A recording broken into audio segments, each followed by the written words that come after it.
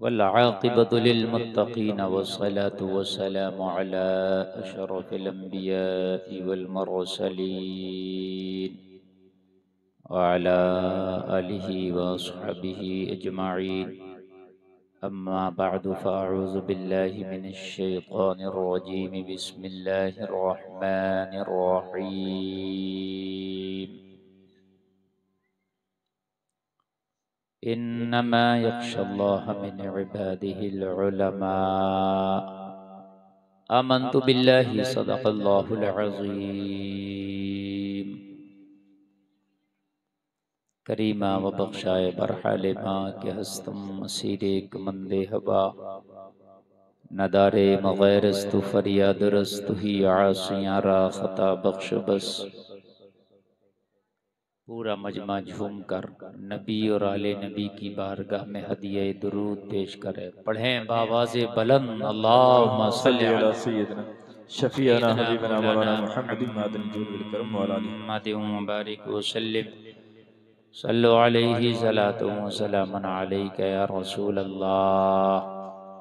जोर से बोलें सल्लल्लाहु अलैहि वसल्लम। सल्लल्लाहु अलैहि वसल्लम। ऑपरेटर बाबू ठीक है, अब इसको छूइएगा मत। अच्छा बोल रहा है, इसको समझ लीजिए, ठीक है। अब मत छूना इसको, वरना फिर आप गड़बड़ा देंगे। हजरात, ये आज का अज़ीमुश्शान प्रोग्राम जश्न दस्तारबंदी व इस्लाह माशरा कॉन्फ्रेंस, जिसकी आप जीनत बने हुए हैं, कसीर तादाद में आप तशरीफ लाए। आपके इश्क की गर्मी को देख के लगता नहीं है कि रात के सारे 12 के ऊपर सुई जा चुकी है। आपने सलीम रजा पीलीभीत को बड़े बेहतरीन और गर्मजोशी के साथ समात किया और मौसूफ ने अल्हम्दुलिल्लाह पढ़ा भी बहुत अच्छा। और आप चाहेंगे तो मेरे बाद भी आएंगे, तो आप जम के बैठें। जब आज अपने घरों से आप निकले थे इस जलसे के लिए, तो फरिश्तों ने आपके नामा अमाल में लिख दिया कि आज नबी की महफिल में जा रहा है। सुभान अल्लाह, सुभान अल्लाह। और जब फरिश्तों ने लिख ही दिया है तो अपने दिल से कह दो कि ये दिल, जब फरिश्ते ने लिख ही दिया आज की रात को नबी की महफिल में जा रहा है, तो आज नबी की महफिल ही में रहने दे। सुभान अल्लाह, आज की रात फिर नबी की महफिल ही में रहने दे। इसलिए कि कोई रात तो ऐसी हो नामाए अमाल में कि जो नबी के इश्क में हमने गुजारी हो, और जब मैदान महशर में मिजान अमल में वो रात रखी जाए तो फिर गुनाहों पर वो रात हमारी भारी पड़ जाए। अल्लाह करे कि आज का जलसा मेरा मौला कबूल फरमाए, और इस जलसे में आने वाले तमाम सामीन और सामियात की हाजिरी को मेरा मौला कबूल फरमाए। हजरात, ये आप देख रहे हैं मिंबर शरीफ पे उलमा का जम्बे गफीर है, और आपने मुझसे पेशतर भी खिताब और कलाम समात किए। बड़ा अच्छा निज़ाम में देख रहा हूँ। इंशाअल्लाह मैं आपकी खिदमत करूंगा, आप टेंशन ना लें। जितनी देर में बोलूंगा ना आप झूमेंगे इंशाअल्लाह। वाह वाह वाह वाह। हाँ, झूमेंगे। और यहाँ से जाने की बाद भी ना इस गुफ्तगू की मिठास आप महसूस करेंगे इंशाअल्लाह। इंशाअल्लाह।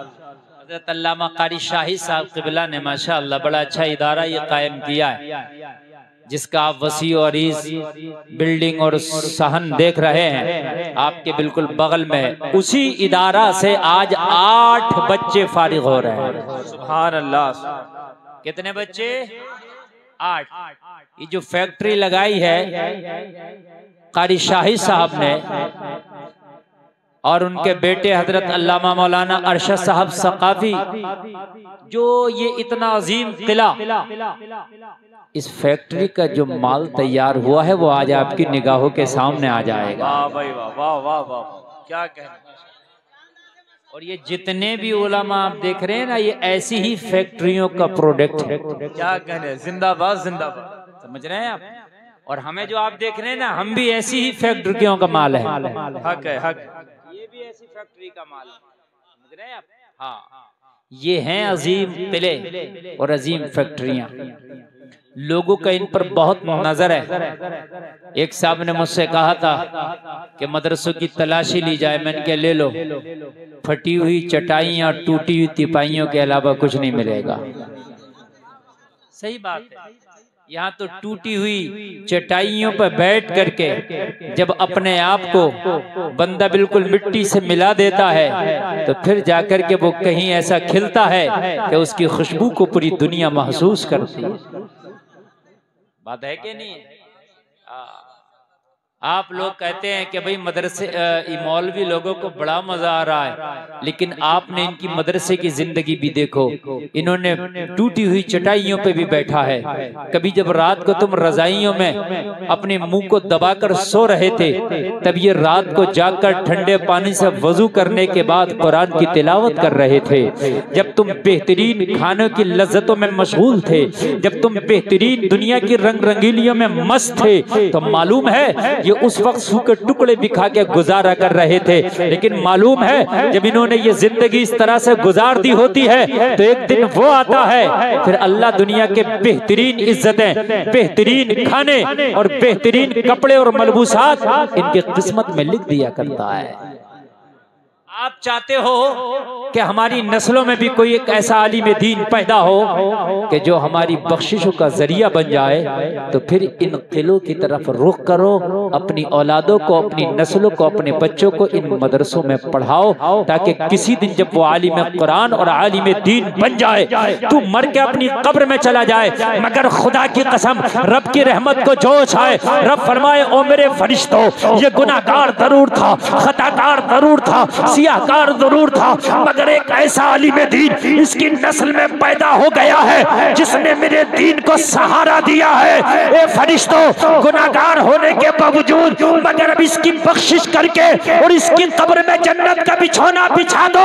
लोगों, तू कहेगा मैं तो गुनाह करके आया था, मगर रब की रहमत कहेगी तेरे गुनाहों को तेरी नस्ल में जो आलिम पैदा हो गया था उसके इल्म की बरकत की वजह से खत्म कर दिया गया। वाह वाह वाह, नारे तकबीर, नारे रिसालत, उलमाए अहले सुन्नत, हजरत अल्लामा मुफ्ती गुलफाम साहिब किबला।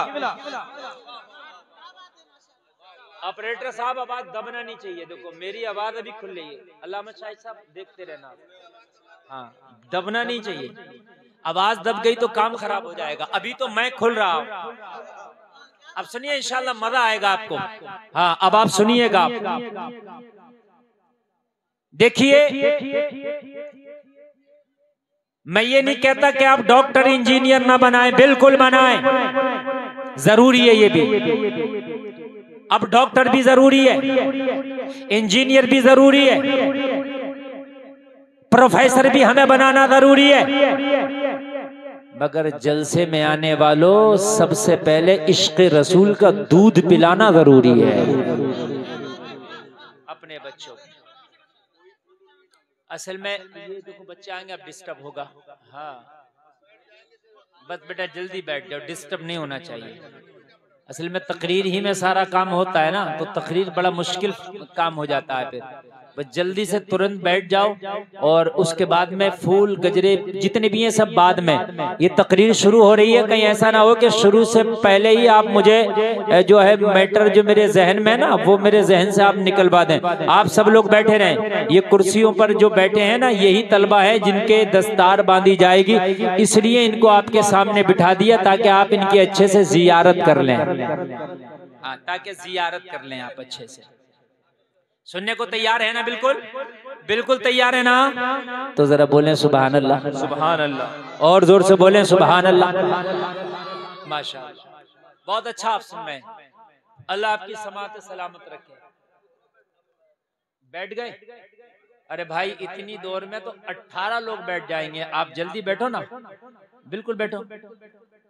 मैं तभी शुरू होऊंगा, आप बिल्कुल बैठो। ऑपरेटर साहब थोड़ा आवाज और बढ़ाइए, कॉलम का बढ़ाइए, कॉलम का बेस के साथ बढ़ाइए। हेलो हेलो हेलो हेलो, बैठ गए? बैठ गए ना? अब सुने, देखिए इल्म जो है ना, ए नौजवान इधर देखो, नीचे देखो, वीडियो बाद बना देना, चैनल चल तो रहा है 4-5।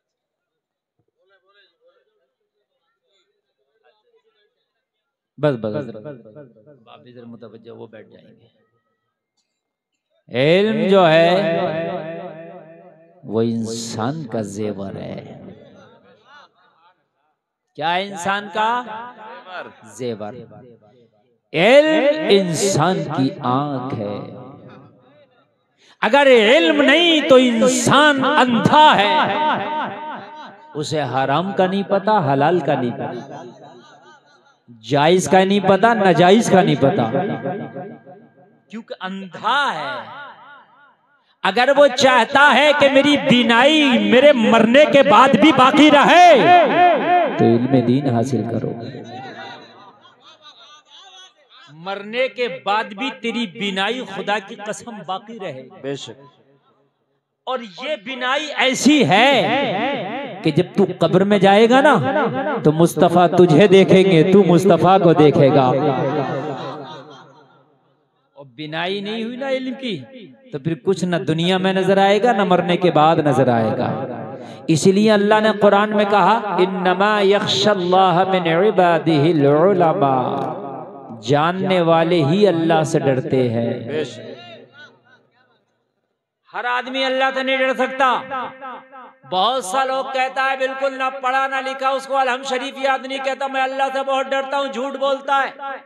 इसलिए कि जो अल्लाह से डरेगा वो कभी झूठ नहीं बोल सकता, जो अल्लाह से डरेगा वो कभी नमाज नहीं छोड़ सकता, जो अल्लाह से डरेगा कभी सूद नहीं खा सकता, जो अल्लाह से डरेगा वो कभी फिल्म नहीं देख सकता, जो अल्लाह से डरेगा वो हराम काम नहीं कर सकता, जो अल्लाह से डरेगा बेपर्दगी बेहयाई को पसंद नहीं कर सकता, जो अल्लाह से डरेगा वो शरीयत के खिलाफ काम नहीं करेगा।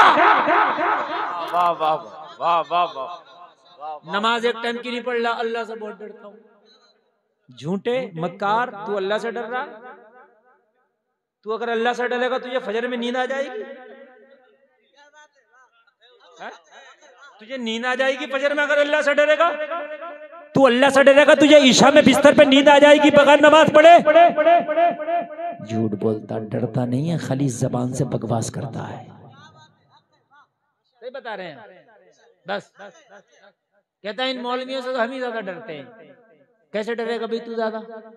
तुझे खाने का तरीका पता नहीं, तुझे पीने का तरीका पता नहीं, तुझे सुन्नत का पता नहीं, उठने बैठने का तरीका पता नहीं। अल्लाह से डरता हूँ, कहाँ डरता? अल्लाह से डरने के लिए जरूरी है इल्म दीन का हासिल करना। इसीलिए ये उलमा बैठे, इनसे पूछो कोई भी वली बगैर इल्म के बन ही नहीं सकता। चाहे जाहिरी इल्म हासिल किया हो या अल्लाह ने अताई तौर पे उसे दे दिया, लेकिन बगैर जाने वली नहीं हो सकता। ये जो ढकोसले बात, काले पीले नीले हरे काले, आप देख रहे हैं ना जितने भी ये डिजिटल रेडीमेड पीर घूम रहे हैं, ये कोई इल्म वली नहीं है, कोई पीर नहीं है, ये सब पैर है, सब पैर। और तुम बहराइच इलाके के लोगों बड़े सीधे हो, हर एक की चुम्मा चाटी शुरू कर देते हो। हजरत हजूर आ गए, हजरत हजूर आ गए।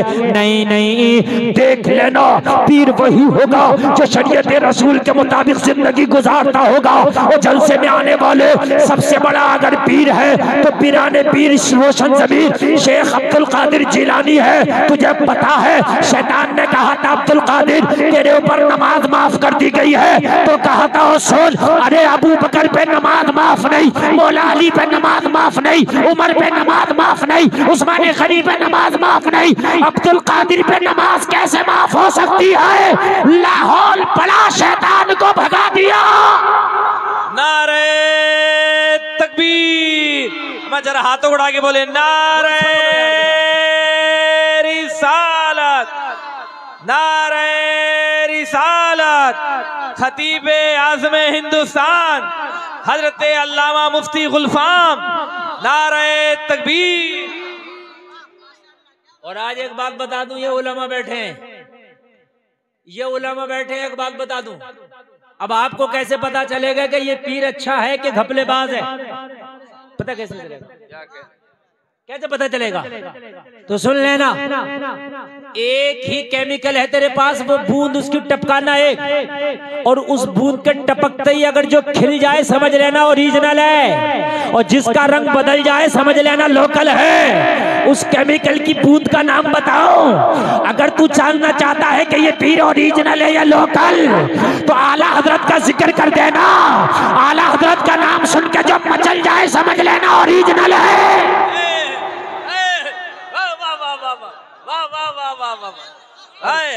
आला हज़रत जिंदाबाद।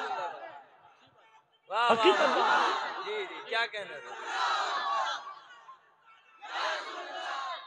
अगर आपको यकीन ना आए तो मैंने खूब देखा, पीला कपड़ा नीला कपड़ा इनके सामने आला हजरत का नाम ले लेना, और फिर देखना चेहरे की कैसे इनकी जो है हवाइयां उड़ जाएंगी, समझ लेना मामला लोकल है। आला हजरत अब वो आला बन चुका है कि जो जांचता है ओरिजिनल कौन है लोकल कौन है। वाह वाह। अच्छा, आला हजरत ने छोड़ा नहीं है किसी को भी, ना अपनों को ना गैरों को। आला हजरत ने मजार पे हाजिरी का तरीका भी बता दिया। आला हजरत ने फातिहा का तरीका भी बता दिया। आला हजरत ने मांगने का तरीका भी बता दिया। आला हजरत ने चादर चढ़ाने का तरीका भी बता दिया। आला हजरत ने पीर और मुरीदी किस तरह से हो ये भी बता दिया। आला हजरत ने मज़ारात में हमारी कैसी अकीदत होना चाहिए ये भी बता दिया। पता चला ना आला हजरत ने बागियों को छोड़ा है और ना आला हजरत ने ढोंगियों को छोड़ा है।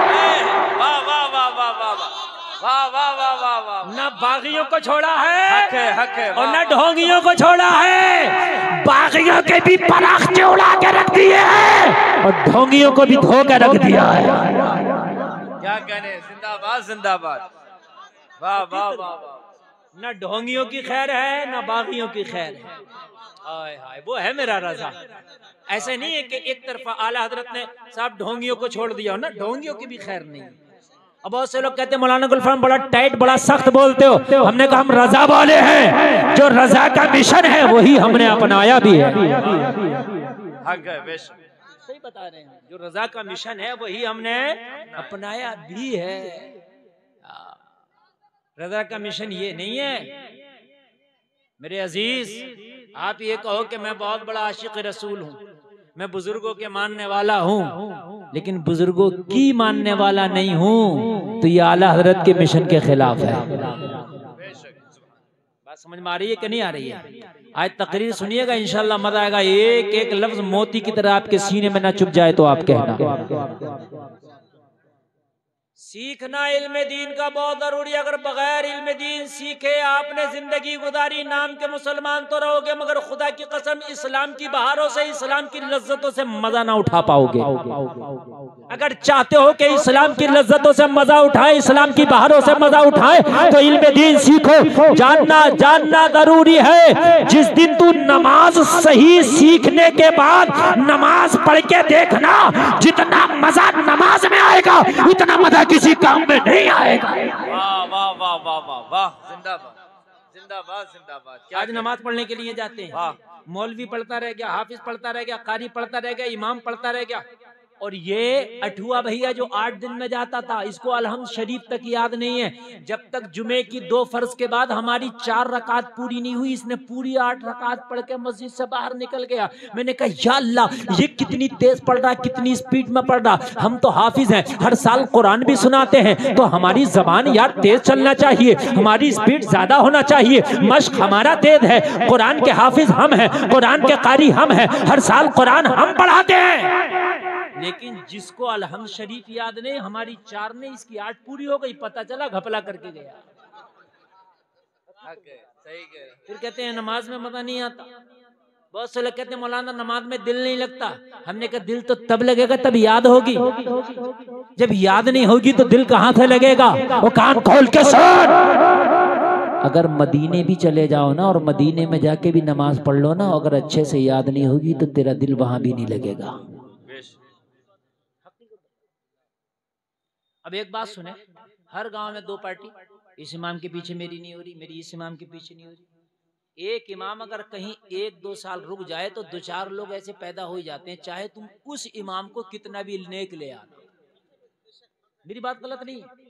कितना भी नेक इमाम आप ले आना, इतना नेक ले आना कि आप उसकी गलती ढूंढो तो ना मिले, तब भी 1-2 साल के बाद उसके मुखालिफ पैदा हो जाएंगे। मेरी इसके पीछे नहीं हो रही, इसके पीछे। एक को मैंने पकड़ लिया एक गांव में, मैंने कहा क्या बात है? जब इमाम आता है तो तू कहता कुछ दिन के बाद मेरी नहीं हो रही है, तो कहता वो ये कमी है वो कमी। मैंने कहा नमाज सुना। जब नमाज सुनाया ना उसने तो उसको सही से सना तक याद नहीं। मैंने कहा तेरी तो आला हजरत के पीछे भी नहीं होगी। मेरी बात गलत हो तो बताया। तुझे सना याद नहीं, तुझे वजू याद नहीं, तुझे गुस्ल याद नहीं, तुझे क़िरात का कोई माने याद नहीं, तुझे अलहम शरीफ याद नहीं, तो तू इमामों में क्यों कमियां निकालता है? तू तो किसी भी इमाम के पीछे खड़ा हो जा। बात है कि नहीं है? अपने आप को नहीं देखेगा, दुनिया के मुफ्तियों में कमी निकालता ढूंढेगा। कान खोल करके सुन लो, दूसरे की कमी निकालने से पहले अपनी कमियां निकाल के फेंक दो। अपनी कमियां निकाल के फेंक दो।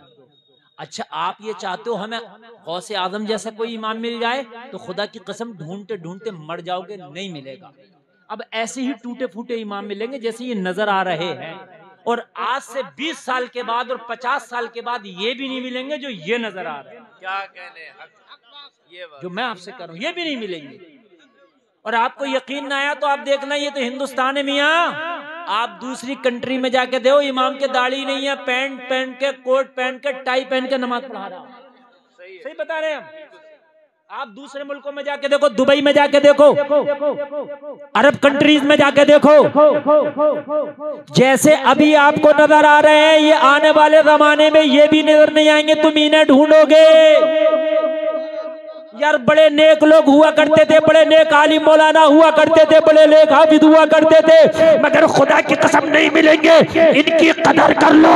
अगर तुमने आज इनकी कदर ना की तो कल पछताना पड़ेगा। वो जलसे में आने वालों कान खोल करके सुनो, जमाने के एतबार से हमारे उलमा आज के बहुत बेहतर है। बेशक, सुभान अल्लाह। जमाने के एतबार से, जमाने के एतबार से बहुत बेहतर है, बहुत बेहतर है। कमियां अपने आप की कमियां निकालो, मगर ना तो मदीने में भी चले गए ना तो कोई फायदा नहीं। हाय हाय, अबू जहल तो रोजाना नबी को देखता था, कोई फायदा ही ना हुआ। क्यों नहीं हुआ? क्यों नहीं हुआ? क्यों नहीं हुआ? वजह बताओ।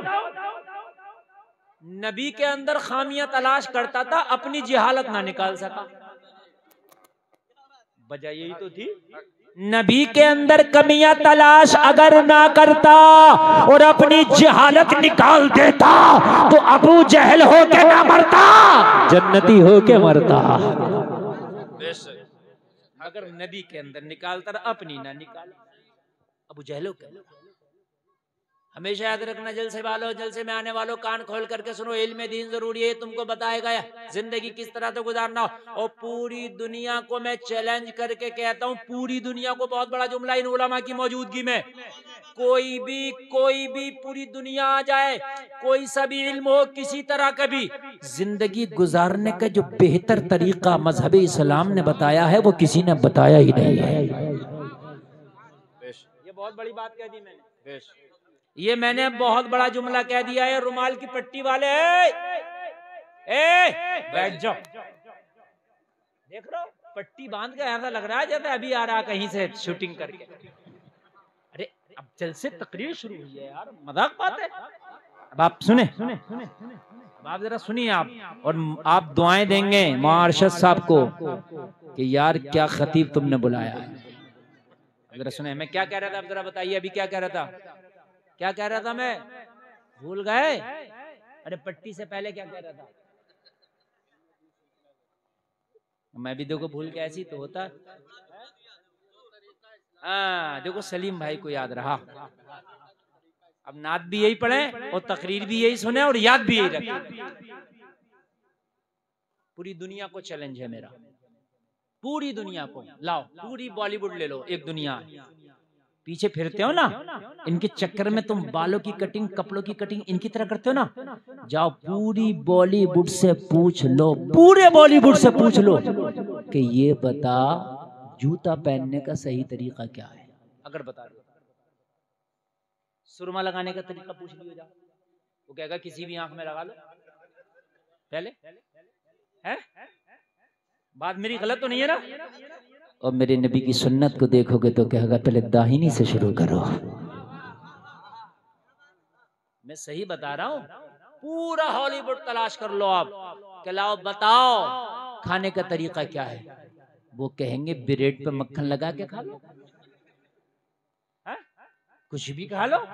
लेकिन नहीं, मेरे नबी ने तो इतनी बारीक चीजों पे भी नजर रखी है, इतनी बारीक चीजों पे भी नजर रखी है कि खाने में इस चीज का भी ख्याल रहना चाहिए कि कब मीठा खाना है, कब नमकीन खाना है। बताइए कितनी बारीक चीजों पे नजर। अरे मुझे बताइए है कि नहीं है? पूरी दुनिया में चले जाओ खंगालो, मगर दुनिया में आपको जिंदगी का तरीका नहीं मिल सकता। अगर तरीका मिलेगा तो फिर नबी की जिंदगी से मिलेगा, मिलेगा फिर नबी की जिंदगी से मिलेगा। पूरी दुनिया में कहीं भी चले जाओ, कहीं भी चले जाओ, और आज भी दुनिया मेरे नबी के तरीके में, मेरे नबी के गुलामों के तरीके पे जी रही है। क्या दुनिया ने भी क्या दिया? कोर्ट कचहरी, थाने, पुलिस चौकी, दरोगा, कोतवाल, ये सब किसकी देन है? नबी के गुलाम उमर इब्न खत्ताब की देन है। तुमने क्या बनाया है? मुंशी, पेशकार, आज भी पेशकार कहते हैं, पेशकार काम को सामने करने वाला। बात है क्या नहीं है? फारसी का लफ्ज है। किसकी देन है? ये सब तुम्हारी देन है। और कौन सिखाता? मजहब इस्लाम सिखाता है। आप कह रहे हो हम तरक्की कर जाएंगे? इस्लाम को छोड़ के तरक्की खुदा की कसम कर ही नहीं सकते, आप नहीं कर सकते। एक MBBS डॉक्टर को मैंने पकड़ा, साहब मैंने कभी कैसे किया, बड़ा महंगा हो रहा है MBBS, तो कहने लगे हजरत फ्री में किया, मेरा नंबर आया था। और नंबर आना बड़ा मुश्किल है। देखो भाई, नीट निकालना क्या आसान है? 600 कुछ पे जाकर रैंक रुकी थी आपके, और आपके पता नहीं इस बार कितने पे रुके। ठीक है, कई लाख लोग बैठते हैं, ठीक है, कई लाख, उसमें तकरीबन 22-23 हजार सीट होती है। अब जरा गौर करें आप। मैंने कहा कैसे? कहने लगे हजरत 2 साल मैंने तैयारी की नीट की, मगर फेल हो गया। अब जुमला सुनना सब लोग जरा, कितने साल तैयारी की, फेल हो गया। मैंने कहा फिर क्या किया? बोले फिर जाके मदरसे में दाखिला ले लिया। बनना MBBS डॉक्टर, दाखिला कहाँ लिया? मदरसे में। मैं हैरत में पड़ गया। मैंने कहा डॉक्टर साहब ये पहला दुनिया का डॉक्टर है कि MBBS बनने के लिए मदरसे में दाखिला ले लिया? बोले हाँ हाँ हजरत मैंने मदरसे में दाखिला ले लिया। मैं अपनी प्राइवेट तौर पर मैं अपनी तैयारी भी करता रहा नीट की, और मदरसे में कुरान शरीफ पढ़ना शुरू कर दिया। मैंने 1 साल में कुरान का 10 पारा पढ़ा था। जरा जोर से बोलो कितना पारा पढ़ा था? 10 पारा। मुझे 10 पारा पढ़ा। मेरे जहन के दरीचों को कुरान ने ऐसा खोल दिया, ऐसा खोल दिया कि 10 पारा पढ़ने के बाद जब तीसरे साल नीट में बैठा तो मैंने नीट की परीक्षा को पास कर लिया। मैंने कहा 10 पारा पढ़ा था तो नीट निकाल लिया, पूरा 30 पढ़ लेता तो क्या क्या ना निकाल लेता। नारे तकबीर, नारे रिसालत, नारे रिसालत, जलसे दस्तार बंदी, उलमाए अहले सुन्नत। ये कुरान है, इसे पढ़ के जहन कुंद नहीं होता, जहन तेज होता है। अगर आप चाहते हो कि जहन तेज हो जाए तो अपने बच्चों को A for Apple, B for ball बाद में पढ़ा दो। पहले नूरानी कायदे में जाकर के अलिफ और बा और ता पढ़ा दो। इधर ये बच्चा कुरान पढ़ेगा, इधर इसके जहन की जो नसें हैं ना, वो जो जहन है वो खुल जाएगा। फिर देखना ये तेरा बच्चा जिस मैदान में जाएगा खुदा की कसम लाजवाब नजर आएगा। अरे आला हजरत जो इतने बड़े मुजद्दिद बने, और मालूम है अलीगढ़ यूनिवर्सिटी का बहुत बड़ा प्रोफेसर एक रियादी के मसले में फंस गया, जिसका हल उसको कोई ना बता सका। किसी ने कहा क्या करेगा? कहने लगा अमेरिका या इंग्लैंड जाऊंगा ताकि मेरे मसले का हल हो जा। कहा सुन, अमेरिका इंग्लैंड बाद में जाना, एक बरेली का मौलाना है, नाम अहमद रजा है। जिंदाबाद जिंदाबाद। वाह वाह। जा वहां चल जा। सर जियाउल हक ने सफर किया, और कितना सफर होगा यार, अलीगढ़ से और बरेली, पता चला जोहर से असर तक आ गया। अलीगढ़ से बरेली, कहाँ लंदन जाने के ख्वाब देख रहा था, कहाँ अमेरिका जाने के ख्वाब देख रहा था। और जलसे में आने वालों में बताना चाहता हूँ कि कुरान है क्या चीज। ये सर जियाउल हक अलीगढ़ से चला, और चलने के बाद में ये असर तक बरेली शरीफ आ गया। अजान असर हो चुकी थी, आला हजरत सरकार नमाज असर की तैयारी कर रहे थे, वजू करने के लिए जा रहे थे। जियाउल हक ने कहा, ए लोगों, अहमद रजा से मिलना है। कहा सौदागरान चले जाओ, अहमद रजा से मिलने के लिए बारगाहे आला हजरत में आया। जियाउल हक मिलने आया, आप असर की नमाज के लिए जा रहे थे, मुलाकात हुई। कहने लगा, हुजूर मैं अलीगढ़ से आया हूँ, एक मसले के मामले में। आला हजरत ने कहा, नमाज का टाइम हो रहा, जल्दी बता। कहने लगा, मसला पेचीदा है, नमाज पढ़ ले, आराम से बैठ के बात होगी, उसके बाद मसले पे गुफ्तगू होगी। आला हजरत ने कहा, बैठने की बात बाद में करना, वुजू के लिए जा रहे हैं, पहले मसला बता दे, हल करके ही नमाज पढ़ेंगे। सोचने लगा, यार किस मौलवी के पास मुझे भेज दिया यार, ये मौलवी का काम ना था, है मौलवी का काम थोड़ी ना था यार, ये किसी बड़े साइंसदान का काम था। अब मौलवी के पास भेज दिया। बताओ, मौलवी को यही नहीं पता कितना हाई फाई मसला है। सबकी अकल चौक हो गई है जिस मसले को सुनकर मैं उसे हल ना कर सका, ये करे नमाज बाद में पढ़ूंगा।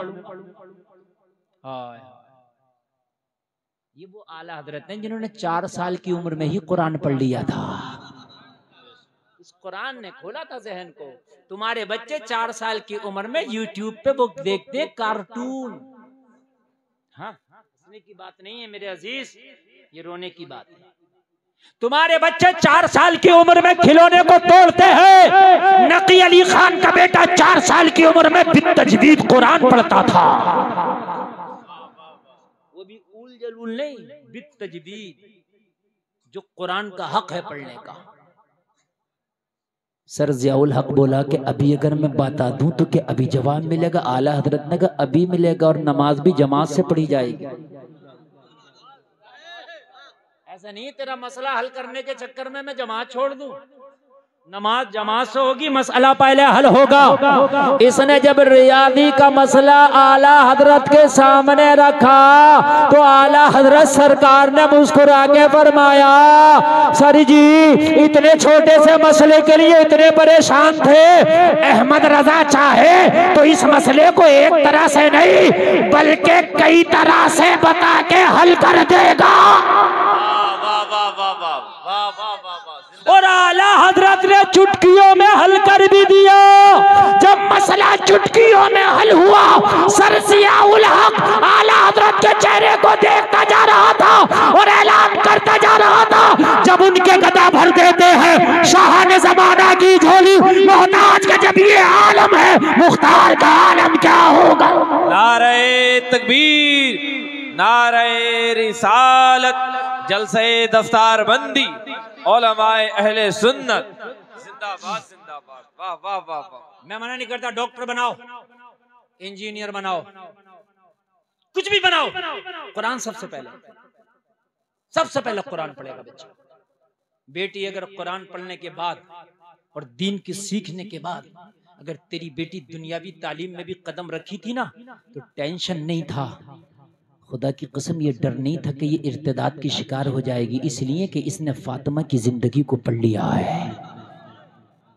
अब ये ऐलान करेगी हम जान तो दे सकते हैं मगर ईमान का सौदा नहीं कर सकते। आज हमारी बच्चियां दीन से खाली हैं, और दीन से खाली होने के बाद जब कॉलेजों में जाती हैं तो हमारी बच्चियां मालूम है कटी हुई पतंग की तरह होती हैं। जलसे में आने वालों, कुछ पता नहीं उनकी डोर किनके हाथ में रहे। कटी हुई पतंग है, उनकी डोर किसके हाथ में हो, और जिसके हाथ में उनकी डोर होती है ना वो उन्हीं के इशारों पर चलती हैं। जलसों में आने वालों, अपने बच्चों को, अपनी बच्चियों को पहले दीन सिखा दो, उसके बाद में दुनिया भी दे दो, ताकि किसी भी कुर्सी पे बैठे ना दीन पहले रहे।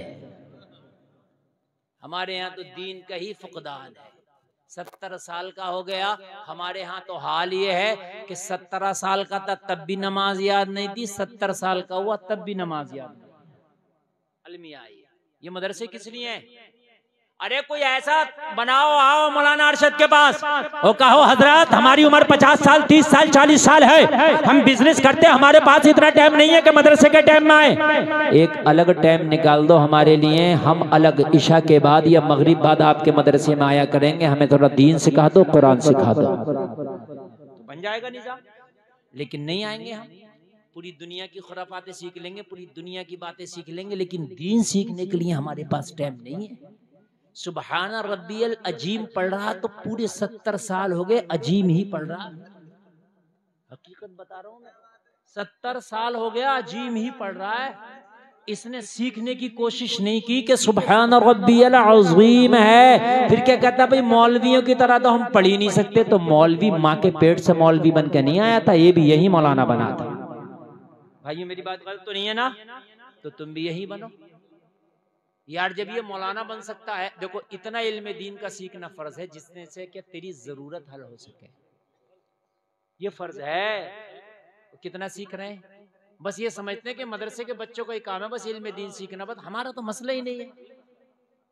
ये मदरसे के बच्चों का काम नहीं है, ये मदरसे के बच्चों का मर्ज नहीं है।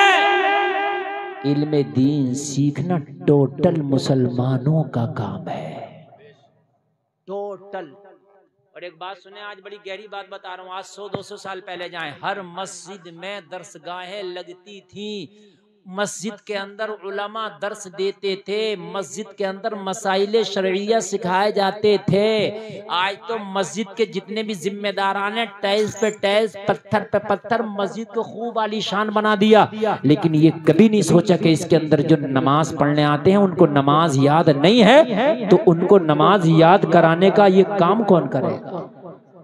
ये मस्जिद की कमेटियों की जिम्मेदारी है कि अपनी अपनी मस्जिदों में ऐसा सिस्टम और ऐसा माहौल और ऐसा कानून बना दे कि जितने लोग मस्जिद में नमाज पढ़ने के लिए आते हैं उनको नमाज सिखाने का सिस्टम बनाया जाए, किसी आलिम का सिस्टम बनाया जाए, ताकि वो आने वाले नमाजियों को वजू का तरीका बताए, नमाज का तरीका बताए, गुस्ल का तरीका बताए, दीन के मसाइल सिखाए, कुरान पढ़ाए। अगर मस्जिद में ये चीजें हमने लाजमी कर दी तो हर मस्जिद में आने वाला नमाजी बनेगा, साथ में बेहतरीन दीनदार भी बनेगा। लेकिन ये अलमिया है, मस्जिद के सदर साहब टाइल्स तो लगवा रहे हैं खूब, कयामत के दिन सदर लोगों से भी हिसाब होगा कि सदर साहबो ये तो बताओ, आपने टाइल्स तो बहुत लगवाई थी मस्जिद में, एसी भी लगवा दी थी, कूलर फ्रिज भी लगवा दिया था, लेकिन जितने लोग नमाज पढ़ने आते थे उन्हें 10% को नमाज याद नहीं थी। कभी उनके बारे में भी सोचा? तो जवाब मिलेगा नहीं। इसलिए मस्जिद में बेहतरीन तरीके से नमाजियों को दर्स का भी इंतजाम करो, और गैर लोग ये काम कर रहे हैं और इसलिए वो बहुत तेजी से आगे बढ़ रहे हैं। हाँ, हकीकत बात है, हमारे यहाँ नहीं है। हमारे यहाँ तो बस खाली नमाज पढ़ने गया तो उसमें भी इमाम में कमी निकालेगा, अपनी वो भी नहीं पूछेगा। ए भाई इधर से आवाज नहीं आनी चाहिए बिल्कुल। है बेटा, आवाज नहीं, वरना नमाज सुन लूंगा बेटे, नमाज की बात चल रही है, समझ लेना। अच्छा उठ के जा रहे हो ये, अच्छा ये उठ के जो जा रहे हैं इनसे अगर नमाज सुन लूं तो ये सुना पाएंगे? ये देखो बेटा, नमाज भी सुन सकता हूं मैं, बात नमाज की चल रही है और फायदा की चल रही है। हाँ जरा समझ ले, मैं आता अल्लाह ने जिंदगी दी है, जिंदगी। जिस दिन अल्लाह ये सांसें ले लेगा ना तो ना ये मौका मिलेगा ना ये टाइम मिलेगा। है टाइम है तेरे पास, थोड़ा सा टाइम। हाँ, खाली मजार शरीफ पे जाके चादर चढ़ा लेने से काम नहीं चलेगा ना, खाली जलसे में नारा लगा लेने से काम नहीं चलेगा ना। ये दीन जिंदगी में सीखना है और ये जरूरी है और ये फर्ज है। अच्छा एक बात और बताऊं सलीम भाई, और ये भी अलमिया है, मरने से पहले मेरा मुसलमान कुरान की तरफ देखेगा भी नहीं फिर के, किधर रखा है कुरान, तिलावत कैसी होती है, या इसको लाओ शौक पैदा हो जाए भाई मैं पूरा कुरान तो नहीं पढ़ सकता, मुझे 2-4 सूरतें ही सही तजवीद के साथ जरा पढ़ा दो। और जब मर गया तो अब देखो कैसा कुरान, इसके नाम का कुरान मस्जिद में। सबसे पहले, जबकि मस्जिद में पेटी पे पेटी चढ़ी हुई है, 25 पेटी पहले ही रखी है कुरान की, वो नहीं पढ़ी जा रही है, 26वीं इसने रख दी। इन उलामा से पूछो कि जब इतनी पेटियां कुरान की पहले से रखी हैं वो ही नहीं पढ़ी जा रही, तो इस 26वीं की जरूरत नहीं है, बिल्कुल जरूरत नहीं है। अब कुरान ना रखता बल्कि किसी मदरसे में जाता और कहता अगर कोई गरीब बच्चा हो जो अपनी किताबें नहीं खरीद सकता है, मेरा बाप मर गया है, मैं अपने बाप के नाम से गरीब बच्चे को उसकी किताबें खरीद के देना चाहता हूँ, कुरान रखने से ज्यादा सवाब उस गरीब बच्चे को किताबें दिलाने का मिल जाएगा जो किताब नहीं खरीद सकता। तेरी खरीदी हुई किताबों से ये आलिम दीन बनेगा, जब तक ये रहेगा तेरे बाप को सवाब मिलता रहेगा। बेच, वाह वाह वाह वाह वाह, जिंदाबाद जिंदाबाद, क्या कहें, जिंदाबाद। लेकिन फिर ना ऐसा कोई नहीं। बताओ कितने लोग हैं कि मेरा अब्बा मर गए, लाओ हजरत बताओ मौलाना अरशद साहब तुम्हारे मदरसे में कितने गरीब बच्चे, उन्हें कपड़े बनाऊंगा अब्बा के नाम से, कुरान की पेटी रखेगा। अरे भाई जरूरत नहीं है, ये पहले जो 15 कुरान रखे सही तरीके से इनको नहीं रखा जाता, इधर से उधर होता है, सफाई होती है, लोग उधर से उधर इधर से उधर, जितनी जरूरत है उतना कुरान बस, उससे ज्यादा नाम पैदा ना कर। इससे बेहतर तो ये है किसी गरीब को कपड़ा दिला दे। अरे समझ में आ रही है कि नहीं आ रही है? अच्छा, मस्जिद में रख कर नहीं निपटा, मदरसे में आया, बोला हजरत अब्बा की कब्र पे कुरान होगा, घर में कुरान होगा, अब्बा जहां निलाया गए थे वहां कुरान होगा, मेरी गाड़ी में कुरान, मेरे ट्रक में कुरान, मेरे छोटे हाथी में कुरान, मेरी दुकान में, मेरी मकान में, इतना कुरान खानी कराएगा। अब जो कुरान मदरसे में पढ़ने आए थे उन्हें नहीं पढ़ने देगा। अरे कहां से पढ़ेंगे मुझे बताइए? पूरा 11वीं कुरान खानी, मेरी बात गलत हो तो बताएं आप, पूरी 11वीं बच्चे कुरान खानी मदरसे की, न सबक का पारा हो पाया, न पिछले का पारा हो पाया, कुछ का सबक तक नहीं हो पाया। अच्छा, अगर मौलाना शाही साहब कुरान खानी के लिए नहीं भेजे तो चंदा भी बंद और इमदाद भी बंद। धमकी बहुत बड़ी है, भेजेंगे मजबूरी है। अच्छा, मरने के बाद तुझे कुरान याद आया? कुरान के मुर्दा की किताब है, ये कुरान जिंदा की किताब है। मैं ये नहीं कह रहा कि मरने के बाद कुरान नहीं पढ़वाना चाहिए, मगर ये कह रहा हूं कि मरने से पहले कहां था? मरने से पहले क्यों कुरान याद नहीं आया तुझे? अब मरने के बाद ही कुरान क्यों इतना याद आया? पूरा 11वीं सबक का पारा, पिछले का पारा खत्म, 12वीं खत्म, मुहर्रम में खत्म, रमजान में छुट्टी, शाबान में छुट्टी, शव्वाल में छुट्टी। मेरी बात गलत तो नहीं है? पता चला मेरे सुन्नी इदारे में 7-8 महीना तो ऐसे ही खत्म हो गया। अब बचा 2-4 महीना तो उसमें क्या पढ़े? फिर क्या कहता, हाफिज तो वहाबियों में होता है, और तूने बनने दिया यहाँ हाफिज? यार उनके यहाँ 11वीं नहीं, 12वीं नहीं, मुहर्रम नहीं, तीजे के नहीं, 40 महंगे नहीं, उसमें तो पढ़ना तो पढ़ना। सुनो, ये मुदर्रिसीन भी बैठे, आज मेरा मशवरे को कबूल करके जाना। अगर कभी कोई कुरान खानी के लिए आए तो उससे कहो तेरे घर बच्चे नहीं जाएंगे, शिरीनी यहीं पे ले आ, 12 बजे मदरसे की छुट्टी होती है, सुबह फजर से लेके और छुट्टी के 12 बजे तक सारे बच्चों ने जितना भी कुरान पढ़ा है वो सब तेरे बाप की रूह को बख्श दिया जाएगा। अरे भाई कितनी अच्छी कुरान खानी हो जाएगी, बच्चों की तालीम का नुकसान भी नहीं होगा और तेरे अब्बा को एक कुरान नहीं कई कुरान का सवाब मिल जाएगा। मेरी बात गलत तो नहीं है ना? मैं अपने मदरसे में ऐसे ही कराता हूँ भाई, मैं कहता हूँ मेरे बच्चे कब्र पर पढ़ने नहीं जाएंगे, मेरे बच्चे तेरे घर में, तेरे दुकान में, तेरे मकान में, तेरे मुहर्रम में, तेरी 11वीं में, तेरी 12वीं में पढ़ने नहीं जाएंगे। जब यहाँ से कुरान तेरे घर से और जब मदीने शरीफ इसका सवाब पहुंच सकता है सरकार की बारगाह में, तो मदरसे से तेरे अब्बा की रूह को नहीं पहुंच सकता? बात है कि नहीं है?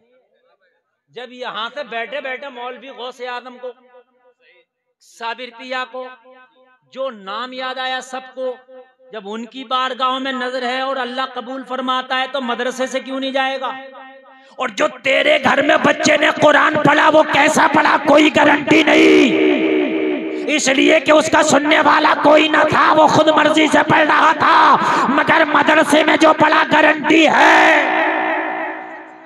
ये असातिज़ा डंडा लेके बैठे, कलकला नहीं हुआ, मद्दे मुत्तसिल 4 अलिफ नहीं खींचा, मद्दे लाजिम 5 अलिफ नहीं खींचा, बात है कि नहीं है? इख्फा नहीं हुआ, मद्दे असली को ज्यादा क्यों खींच दिया? ये डंडा लेके बैठे हैं, ये सही करा रहे हैं। तेरे घर में जो पढ़ा कौन सही करा रहा उसे? मेरी बात तो गलत नहीं है ना?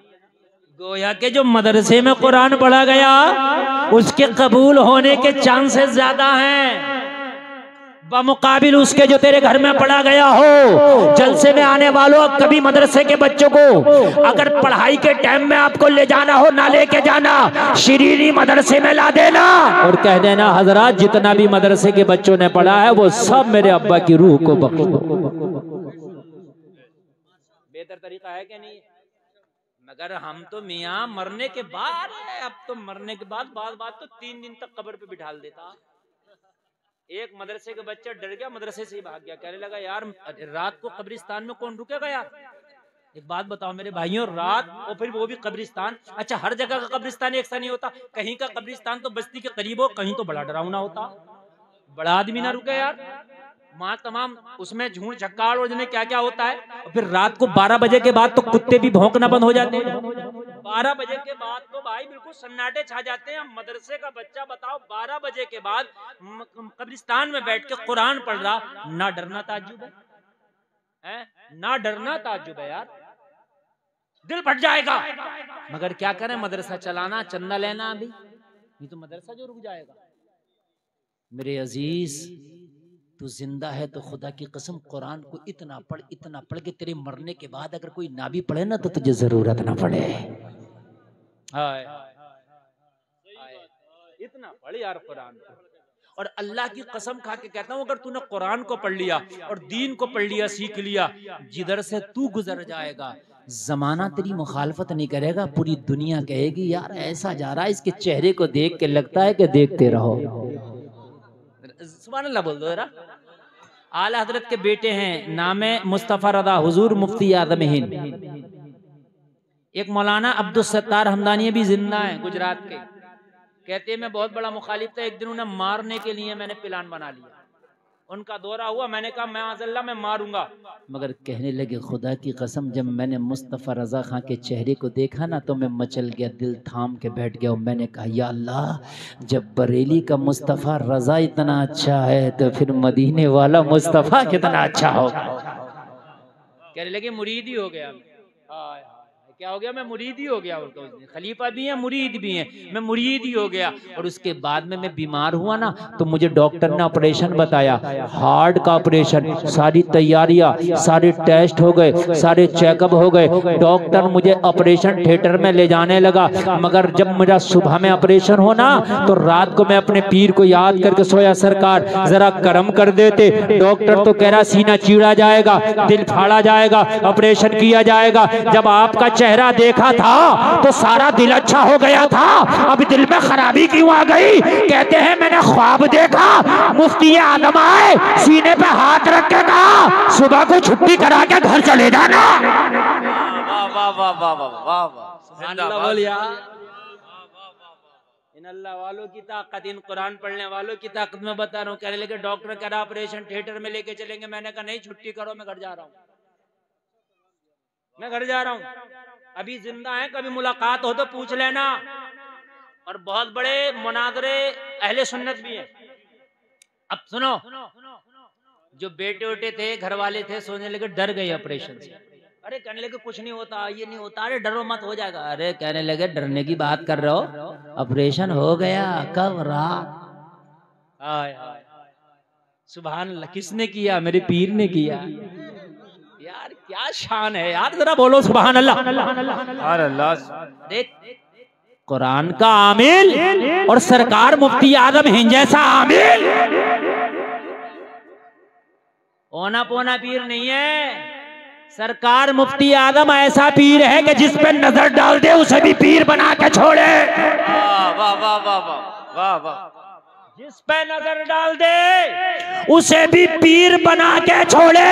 और खुदा की कसम यह है, सरकार मुफ्ती आदम की जात, आज भी मुफ्ती आदम की यह करामत है कि जिसने मुफ्ती आदम के चेहरे को देख लिया और जो उनका मुरीद हो गया, उसका सर भी कलम कर दो, मरना पसंद करता है, मगर कभी भी बदअकीदगी के जरासीम उसके अंदर नहीं आते हैं।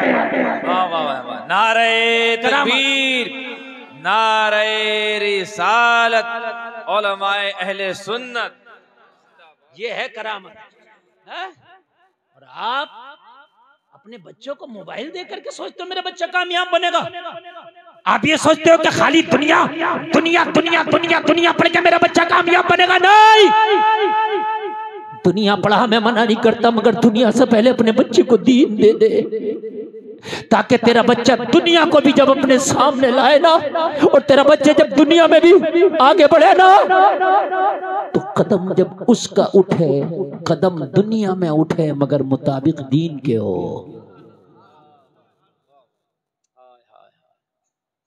जलसे में आने वालों, आज जो जमाना हमारी मुखालफत कर रहा, क्यों कर रहा? पूरी दुनिया पीछे क्यों पड़ी है हमारे? पड़ी इसलिए है कि हम मुसलमान जरूर हैं, मगर खुदा की कसम हमें ये पता नहीं है कि इस्लाम ने हमें तरीका बताया क्या था, हमें नहीं पता। जब आदमी हमारे कल्चर को और हमारी तहजीब को देखता है ना, तो फिर बदजन हो जाता है, कहता है यार जब ये लोग इतना झूठ बोलेंगे, जब इन लोगों में इतनी खुराफात है, तो उनका दीन कैसा होगा? मैं तुझे बताऊं, गौसे आदम का बचपना है, बचपना डाकुओं ने हमला कर दिया, गौसे आदम ने अशरफियां दे डाला, किसी ने कहा अब्दुल कादिर तूने माल दे दिया, कहा हम नजर माल पे नहीं है, नजर नामाए अमाल पे है। अशरफियां दिया है मगर नजर नामाए अमाल पे है, बचपना जरूर है, लेकिन 40 के 40 को अगर तौबा ना करा दिया है तो हमारा नाम भी अब्दुल कादिर नहीं है।